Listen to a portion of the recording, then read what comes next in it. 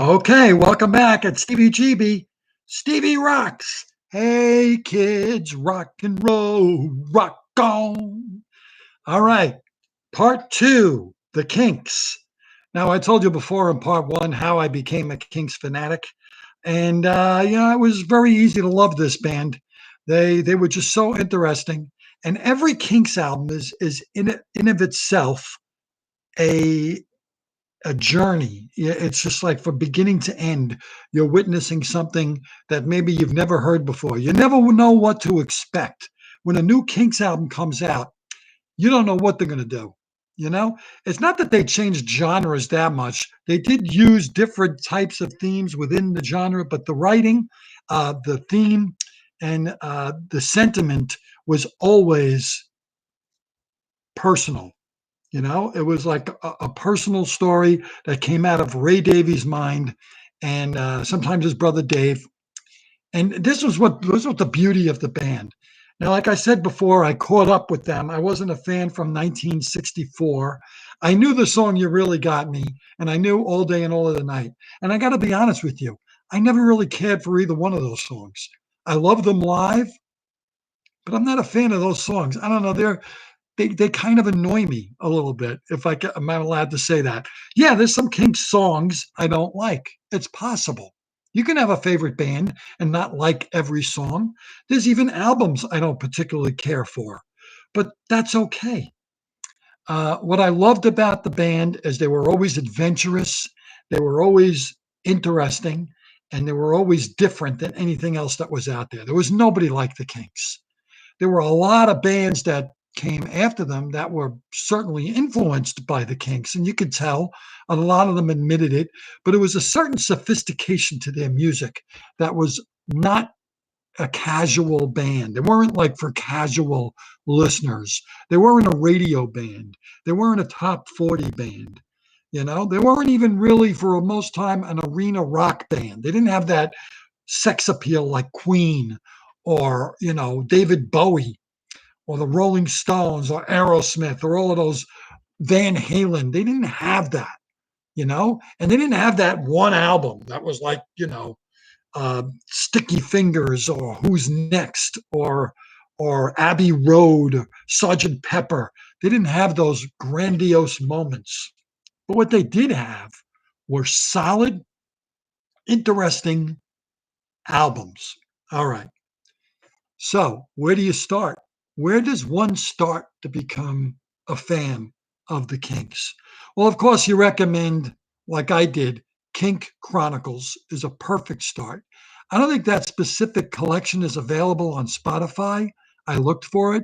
I don't know if you could find the album or the cassette or the 8-track or the CD. You could probably buy the CD on Amazon. Kink Chronicles is a really good place to start because it gives you an idea as to the intricacies and the quirkiness and the love of the soul of this specific group and the writing of Ray Davies. Um, but there was a period. Now there's different periods of it. The early period Kinks were the first album, the Kinks, Kinda Kinks, and King Controversy. Those first three albums were pretty much like I said before, R&B, rock. Where You Really Got Me, All Day and All of the Night were big hits on those albums. Um, Well Respected Man was really when they start. Tired of Waiting was a hit. Well Respected Man was when they really started becoming interesting because it was a wordy song. There were a lot of words. In the old days, it was like, I saw her standing there, right? It was just like love songs, quirky. Well Respected Man had all these words, right? Well, he gets up in the morning and he goes to work at 9 and he comes back home at 5:30 on the same train every time. See, you already know this guy.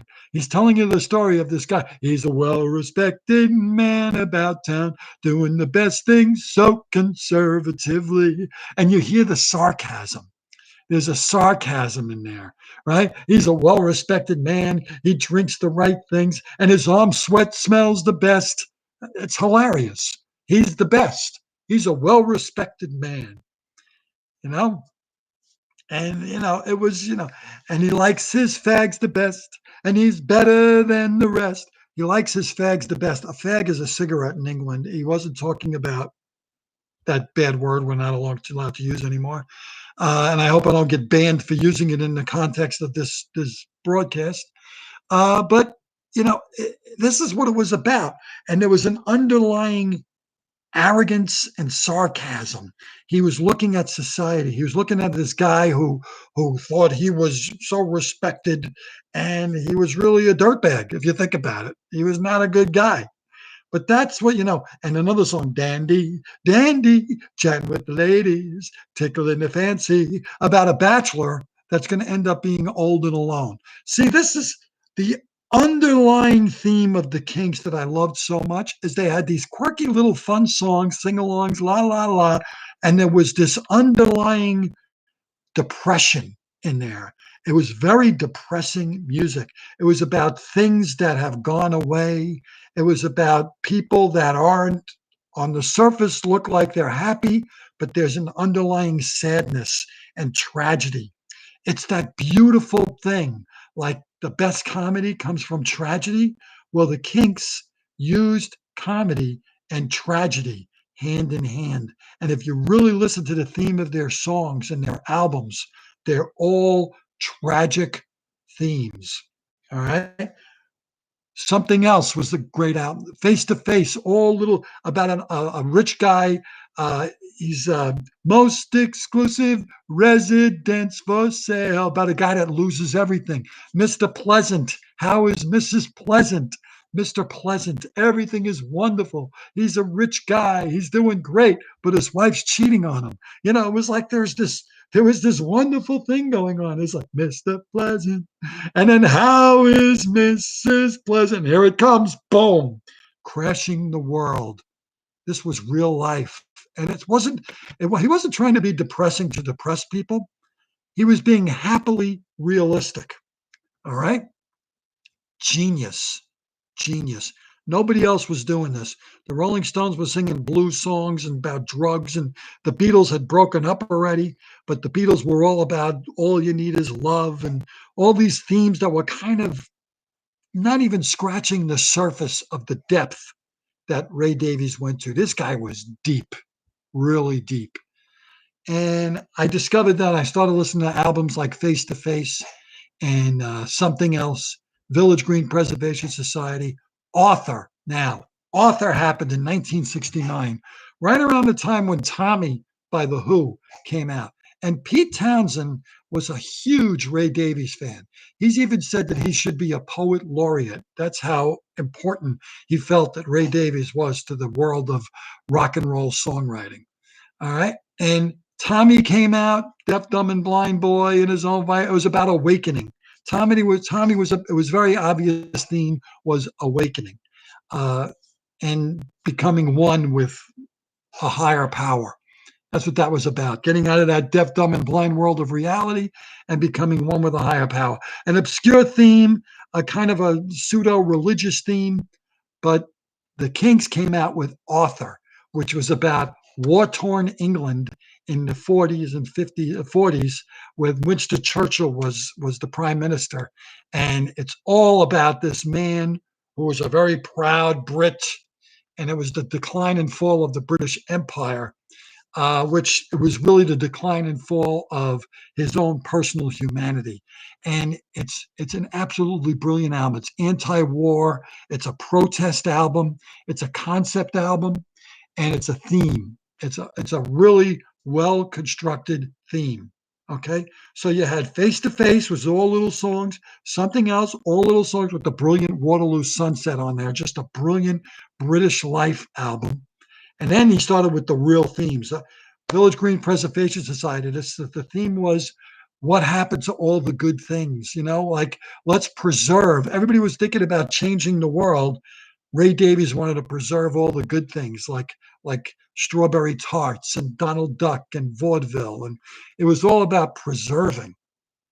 Author and the Fall of the British Empire, all about the war and this man, Author, who was a proud patriotic Brit watching his world crumble around him. And then 1970. Now there was a story about the Kinks where they got screwed over, where by unions. They were like the original punk rockers. When they came over to America, they refused to sign union contracts, and they were banned from touring America from 1966 to 1969. 3 years. Those are very important years. That's when the British invasion was in full force, and the Kinks weren't allowed to be here. Can you imagine that? So in 1970, of course, Ray Davies, in his own cynical fashion, he's not going to let us down, wrote what I think is probably the most brilliant masterpiece album. It was called Lola versus Power Man and the Money Go Round. Now, this is the most comprehensive and complete theme he did. It was every song tells the story of what's happening, and they all flow together. It's about how they started, how they got the hit song, how they got screwed over by the unions, and how the the man, the man. It's a protest album again. Very a lot of protesting in Ray Davies, but he's not so obvious, you know. He's not out there with the picket sign protesting. He's doing it through subtle, sarcastic, and arrogant and cynical words that rhyme. Think about that. It's poetry with a meaning. Somebody said it perfectly. They said it's sardonic social commentary you could dance to. That's the Kinks. All right.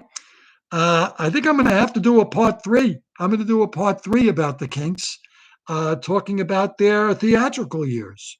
And then I'll do a part four talking about the later years and the concerts I went to and the time that I met Dave Davies. I never met Ray, I met Dave.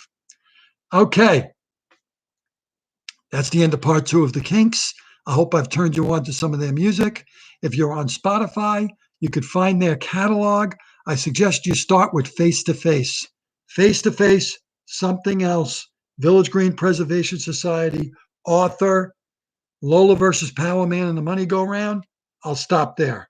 That group of records, one, two, three, four, five albums in a row. And they had more than that in a row that were perfect. But those five, that's called the golden age of the Kinks. 5 albums. Incredible. Incredible. That's what I suggest you listen to. And more than once, it's an acquired taste. And believe me, I hope you'll be hooked and you'll get what I'm saying about how they are the most important, iconic, and probably one of the greatest bands in the history of rock music that never got really the appreciation that they got the respect. I won't say they don't get respect. They get respect, but they never were appreciated as much as they should be. Whenever people talk about the great bands in rock and roll history, their name very rarely comes up. It's always the Beatles, the Stones, and the Who. The Beatles, the Stones, and the Who. When people say, who do you like better, the Beatles, the Stones, and the Who? My answer, the Kinks. Part three coming up.